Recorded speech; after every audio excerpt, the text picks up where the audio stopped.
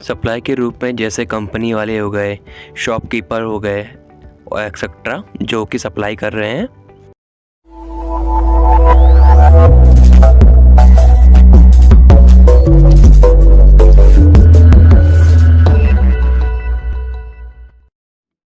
दोस्तों, आज की वीडियो में हम इकोनॉमिक के सबसे बड़े प्रिंसिपल डिमांड एंड सप्लाई, जिसके ऊपर पूरी इकोनॉमी टिकी हुई है, उसको समझने की आज कोशिश करेंगे कि डिमांड और सप्लाई होता क्या है। जैसे कि मांग या डिमांड किसे कहते हैं। मान लीजिए ये कोई इंसान है, ठीक है, इसकी इच्छाएं होंगी कि मुझे ये लेना है, मुझे ये लेना है, तो वो इच्छाएं क्या प्रोड्यूस करती है? मांग। जैसे कार हो गया, सब्ज़ी हो गई, ठीक है, और भी चीज़ें हो सकती हैं। उन सब चीज़ों के लिए क्या होगा? ये क्या करेगा? डिमांड करेगा।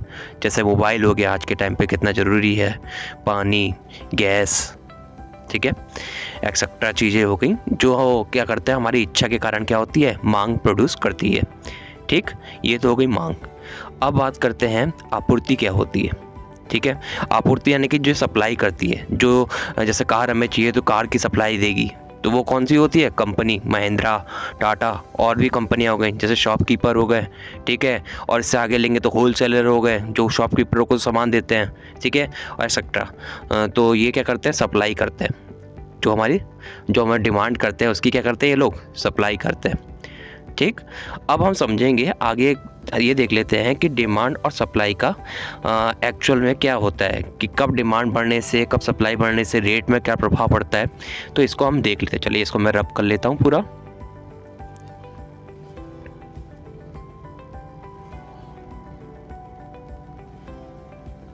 अब देखिए, जैसे इसको मैं डिमांड को डी से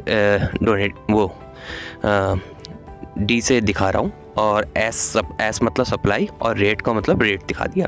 ठीक है, अब देखिए, जब डिमांड क्या हो? बड़ी हो, यानी कि बड़ी को मैं एरो ऊपर की तरफ एरो से दिखाऊंगा, ठीक है। सप्लाई घटी हो, घटी को मैं एरो नीचे की तरफ से दिखाऊंगा। अब इसका रेट पर क्या प्रभाव पड़ेगा? मैं चाहूँ तो यहाँ पर सीधा लिख सकता हूँ, लेकिन मैं आपको चलो एग्जाम्पल से पहले देख लेते हैं, उसके बाद समझेंगे कि रेट पर क्या प्रभाव पड़ेगा। ठीक है, तो अब मैं एक एग्ज़ाम्पल ले लेता हूँ। जैसे कि डिमांड बढ़ी हुई है, तो इसके लिए क्या एग्ज़ाम्पल होगा? जैसे एग्ज़ाम्पल के तौर पर ले लेते हैं, मैं ये कोई आदमी है, ए है, ठीक है, और ये कोई आदमी है, बी, ठीक, और एक तीसरे आदमी ले लेते हैं जो कि क्या न है? शॉपकीपर, ठीक है, जो दुकानदार हैं वो हैं। ठीक, अब देख लेते हैं, दुकानदार के पास क्या है? लिमिटेड अमाउंट है। लिमिटेड अमाउंट में क्या है? लिमिटेड मात्रा में क्या है? आलू है। मान लीजिए उनके पास 1 किलो आलू है, सीमित, मैं यहाँ लिख देता हूँ कि सीमित आलू है, ठीक है, लिमिटेड। तो अब उनके पास क्या है? मान लीजिए कि 1 kg ही आलू बचा हुआ है दुकानदार के पास। अब क्या होगा? 1 किलो आलू कितने का बेच रहा है वो? 80 रुपये किलो बेच रहा है। अब ये बताइए, एक दुकान है जहाँ पर एक 80 रुपये किलो मिल रहा है, और वहाँ पर 6-7 लोग हैं, ठीक है, 2 लोग पहुँच गए, तो वो उन दोनों को चाहिए, तो वो क्या करेंगे? अब बोली लगाएंगे कि यार देख, मैं तेरे को 90 रुपये किलो देता हूँ, 90 रुपये केजी दूंगा, तू मुझे दे दे। दूसरा कहेगा मैं तुझे 100 रुपये केजी देता हूँ, तू मुझे दे दे। तो क्या करेगा? 80 रुपये वाला फ़ायदा देखेगा, 100 रुपये वाले को दे देगा। ठीक है, तो देखिए पहले क्या रेट था? 80 रुपये, ठीक है, मैं यहाँ पर ऊपर की तरफ लिख देता हूँ। पहले जो 80 रुपये पर केजी था, बाद में क्या हुआ? 100 रुपये पर केजी में बदल गया। इससे मतलब क्या हुआ? 80 से 100 में क्या हुआ? 20 रुपये का क्या हुआ? बढ़ गए। तो इसका मतलब क्या होता है? डिमांड बढ़ी है, सप्लाई घटी है, तो रेट क्या होगा? बढ़ेगा।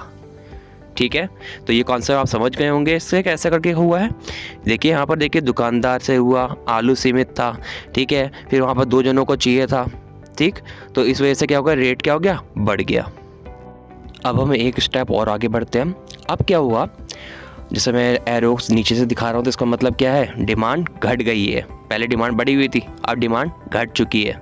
ठीक है, मंदी के कारण हो सकता है, लॉकडाउन के टाइम पे जब लोगों के पास पैसा नहीं है तो डिमांड घट जाती है। ठीक है, सप्लाई क्या हुई? सप्लाई बढ़ गई। मैं यहाँ पर डिमांड आवश्यक चीज़ों की नहीं कह रहा हूँ, कुछ और चीज़ें भी हो सकती है। तो सप्लाई क्या हुआ? बढ़ गया। तो रेट क्या दिखाया मैंने? कम हो जाता है। कैसे होता है इसको एक एग्जांपल से समझ लेते हैं। एग्जांपल लिख लेता हूँ।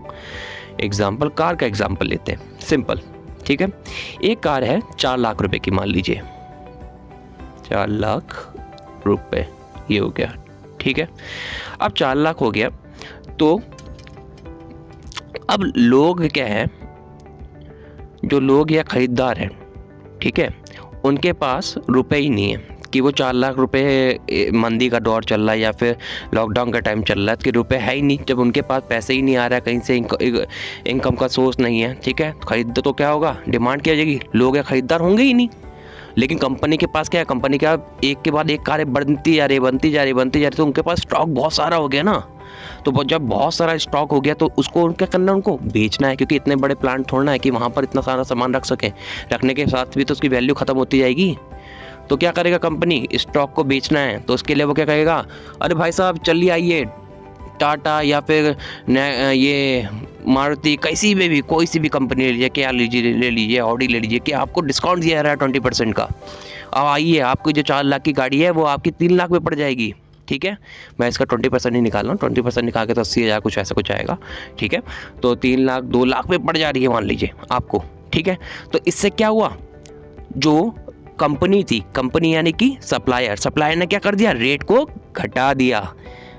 क्यों, क्योंकि डिमांड क्या हुई थी, बढ़ी हुई थी। पहले रेट कितना था, 4 लाख, अब रेट कितना हो गया, 3 लाख, यानी कि 1 लाख वैल्यू घट गई।